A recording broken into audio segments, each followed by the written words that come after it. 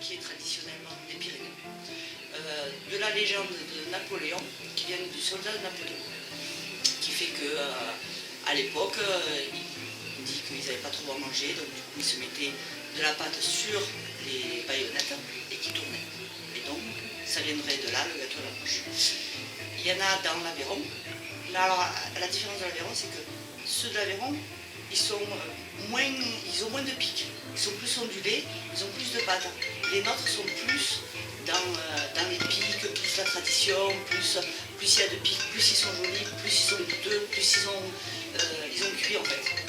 C'est peut-être la différence entre les deux. Les deux sont très bons, mais c'est peut-être la différence entre les deux gâteaux de l'Aveyron.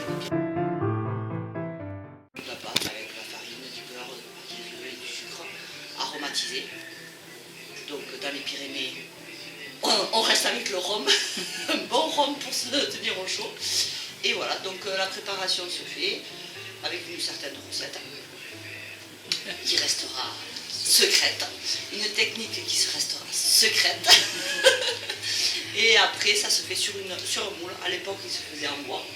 Maintenant on le met sur une broche, on met le moule et on travaille la pâte, on met la pâte dessus, on laisse cuire, on met la pâte, on laisse cuire.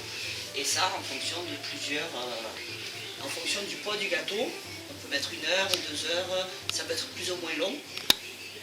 Mais en général, le gâteau à la broche, déjà pour faire un petit gâteau comme ça, il faut compter plus d'1 heure parce que bon, c'est quand même beaucoup de préparation, il faut quand même laisser cuire entre chaque couche de pâte.